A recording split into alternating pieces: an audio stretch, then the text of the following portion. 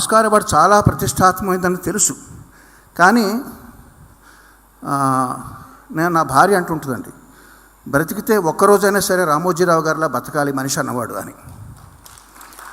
So అటువంటి రామోజీరావుని కలవడానికి వెళ్ళినప్పుడు మీరు ఆస్కార్ తీసుకురండి ఇంటికి అని ఆయన అంటే నేను ఆశ్చర్యపోయాను.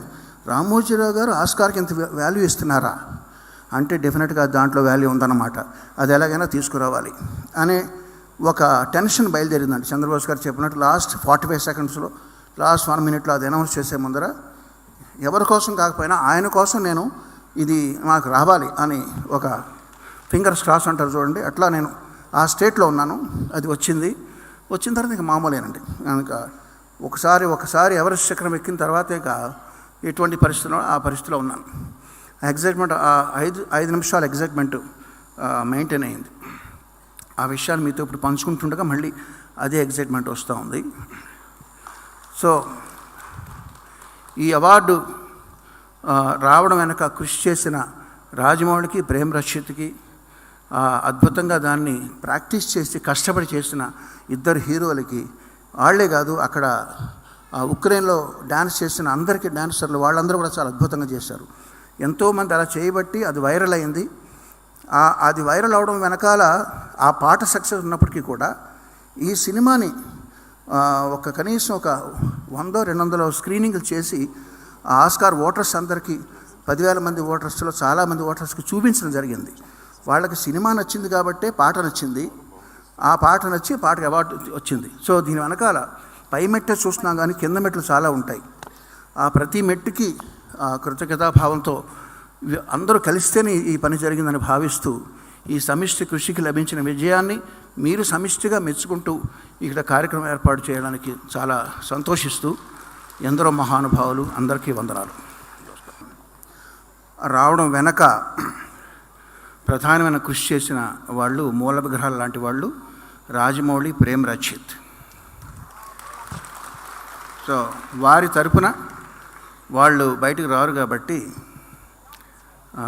వారి తరపున ఈ పురస్కారాలు కానీ, సన్మానాలు కానీ, అభినందనలు అందుకోవడానికి ఉత్సవ విగ్రహాల్లాగా నేను చంద్రబోస్ ఉన్నాం ఇక్కడ. సో మా వంతు ఎంతో కొంత ఉన్నప్పటికీ కూడా ప్రధానమైన కారణం వాళ్ళిద్దరిది అని భావిస్తూ గోల్డెన్ గ్లోబ్ అవార్డు అందుకున్నప్పుడు కూడా అదే చెప్పడం జరిగింది. కాకపోతే అక్కడ వివరంగా చెప్పలేదు, ఎందుకంటే అట్లాంటి వేదికల మీద 5 నిమిషాలు కాదు, 1 నిమిషంన్నర 45 సెకండ్లు అట్లా టైం ఇస్తారండి. సో మన మనసులో ఉన్న భావాలని పూర్తిగా చెప్పే అవకాశం అక్కడ దొరకదు. ఇక్కడ అంతా మనవాళ్లే, అంతా మన కుటుంబ సభ్యులే కాబట్టి ఇక్కడ చెప్పడం జరుగుతుంది. ఈ సందర్భంగా చలనచిత్ర పరిశ్రమ అంతా ఒక చోట చేరినందుకు నాకు చాలా సంతోషంగా ఉందండి. ఈరోజు ఈ సందర్భం కావచ్చు, రేపొద్దున వ్యక్తులు మారుతూ ఉంటారు, సందర్భాలు మారుతూ ఉంటాయి. ఇట్లా అందరూ కూడా అన్ని క్రాఫ్ట్ వాళ్ళు ఒక చోట చేరి ఏదో ఒక వంకన కలుస్తూ ఉండడం అనేది చాలా ఆరోగ్యకరమైన పరిస్థితిగా భావిస్తూ అది పదే పదే జరగాలని కోరుకుంటున్నాను. సందర్భం ఏదైనా కావచ్చు, మనుషులు మారచ్చు. ఈరోజు కీరవాణి చంద్రబోస్ కావచ్చు, రేపు ఎవళ్ళో కావచ్చు. కానీ ఇట్లా అందరూ కలుస్తూ ఉండడం, ఒక చోట చేరి ఇట్లాగ పండుగ చేసుకోవడం వాతావరణాన్ని పదే పదే మళ్ళీ కల్పించాలని మిమ్మల్ని అందరినీ అభ్యర్థిస్తూ చాలా సంతోషంగా ఉందండి. చంద్రబోస్ గారు,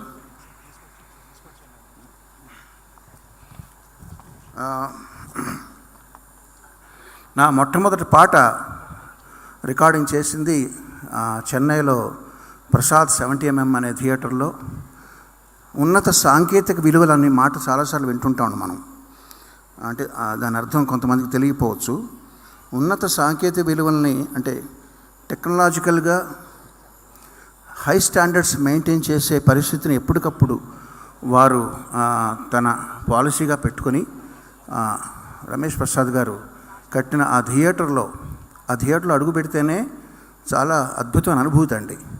లూయిస్ బాబు అని ఒక ఆయన ఉంటాడు అక్కడ. ఆయన 24 గంటలు దాన్ని తడిగుడ్డతో తుడిపిస్తూనే ఉంటాడు అక్కడ. ఆ థియేటర్లో అడుగు పెడితే దేవాలయంలోకి అడుగుపెట్టినట్టు ఉంటుంది. లోపలికి మంచినీళ్ళ బాటిల్ కూడా తీసుకువెళ్ళడానికి వీల్లేదు. అటువంటి థియేటర్లో ఫస్ట్ సాంగ్ రికార్డ్ చేయడం అన్నది నాకు కృష్ణరాజు గారు, సూర్యనారాయణ రాజు గారు ఇచ్చిన అద్భుతమైన అవకాశం. కొత్త మ్యూజిక్ డైరెక్టరే కదా, ఎక్కడో చోట ఒక సందులో థియేటర్లో చేసేవయ్యా అనకుండా అటువంటి ప్రతిష్టాత్మకమైన థియేటర్లు నా మొదటి రికార్డింగ్ చేయించిన వారికి నా కృతజ్ఞతలు. ఆ థియేటర్లో నేను ఫస్ట్ ఎంటర్ అయ్యి అక్కడ ఒక 50-60 పీస్ ఆర్కెస్ట్రాతో సాంగ్ రికార్డ్ చేసేటప్పుడు ఉన్న అనుభూతి అది ఎంత గొప్పదంటే, అది ఒక రసగుల్లానో గులాబ్ జామునో తిన్న అంత అనుభూతికి ముందర ఆస్కార్ అవార్డు అనుకోండి ఒక మంచి చక్కటి టీ తాగినట్టు. మీకు చూడండి, మంచి స్వీట్స్ తిన్న తర్వాత టీ తాగితే అందులో టేస్ట్ తెలియదు, మీకు అందులో తీపి మాధుర్యం మీకు తెలియదు. అలాగని అంత కొట్టిపాడేలాం. కార్తికేయకి ఏదైతే నేను కృతజ్ఞతలు చెప్పానో, కార్తికేయ భార్య అంటే మా కోడలు పూజ నన్ను అడుగుతూ ఉంటుంది, అంకుల్ మీరేంటి ఎగ్జైట్ అవ్వట్లేదు ఏంటని. నిప్పులు చిమ్ముతూ నింగికి ఎగిరితే నిబిడాశ్చర్యంతో వీరే అన్న పరిస్థితిని ఒక 5-6 సార్లు, నెత్తురు కక్కుతూ నేల రాలిపోతే నిర్దాక్షిణ్యంగా వీరే అన్న పరిస్థితిని ఒక 4-5 సార్లు జీవితంలో అనుభవించిన వాడిని. సో ఆస్కార్ అవార్డులో అందుకునేటప్పుడు కానీ నాకేం ఎగ్జైట్మెంట్గా లేదండి, వస్తే చాలా మంచిదనే సదుద్దేశంతోనే ఉన్నా. కీరవాణి గారితో అనుబంధం 28 ఏళ్ళ అనుబంధం. ఈ అనుబంధం చాలా కాలం కొనసాగుతుంది. మధ్యలో నేను కొన్ని సినిమాలకు పాటలు రాయకపోయినా కూడా, అంటే వేరే వాళ్ళతో కీరవాణి గారు వేరే వాళ్ళతో రాయించినా, నేను వేరే వాళ్ళకి రాసినా కూడా ఒక మంచి ఉద్దేశంతో నొచ్చుకోకుండా, రకరకాల పాటలు వస్తుంటాయి, రకరకాల కవులు వస్తుంటారు, అన్నిటి కూడా సదుద్దేశంతో స్వీకరిస్తూ, నేను బాహుబలిలో రాయకపోయినా మళ్ళీ RRRలో నాకు అవకాశం రావడంతో వచ్చిన అవకాశం సద్వినియోగం చేసుకోవాలి, రాజమౌళి గారిని కీరవాణి గారిని మళ్ళీ మెప్పించాలన్న ఒక పట్టుదలతో సంవత్సరం మీద 7 నెలలు, మొత్తం 19 నెలలు పట్టింది ఆ పాట రాయడానికి నాకు. అంటే సహనాన్ని, ఓర్పును ఎక్కడ కూడా కోల్పోకుండా అలా కీరవాణి గారు ఎప్పుడైనా, రాజమౌళి గారు ఎప్పుడైనా వెళ్ళి కూర్చొని మళ్ళీ ఫైల్ ఓపెన్ చేయగానే పాటలన్నీ చక్కచక్కగా పాటలు రాసి వినిపిస్తూ, పదాలు కూరుస్తూ, పేరుస్తూ అలా సహనంతో పనిచేయడం వల్లే ఈరోజు ఇలాంటి ఒక ఫలితం నాకు వచ్చిందని మనస్ఫూర్తిగా భావిస్తూ, మరొక్కసారి నాకు ఈ అవకాశం ఇచ్చిన కీరవాణి గారికి, రాజమౌళి గారికి ధన్యవాదాలు తెలియజేసుకుంటూ, కీరవాణి గారు ఒక్కసారి మీరు వేదిక మీదకి వస్తే కనుక నా కృతజ్ఞతను, నా మనసులోని భావాన్ని మీకు వ్యక్తం చేసి ఒక్కసారి నా మనసులోని భావాన్ని వ్యక్తం చేయాలని కోరుకుంటున్నాను. అట్లాగే నాటు పాట కూడా ఒక్కసారి మీ అందరి ముందు పాడాలని ఉంది. పొలం గట్టు దుమ్ములోన పోట్ల గిత్త దూకినట్టు, పోలేరమ్మ జాతరలో పోతరాజు ఊగినట్టు, కిర్రు సెప్పులేసుకొని కర్ర సాము చేసినట్టు, మర్రి చెట్టు నీడలోన కుర్ర గుంపు గూడినట్టు, ఎర్ర జొన్న రొట్టెలోన మిరప తొక్కు కలిపినట్టు, నా పాట చూడు నాటు వీర నాటు ఊర నాటు పచ్చిమిరపలాగా పిచ్చ నాటు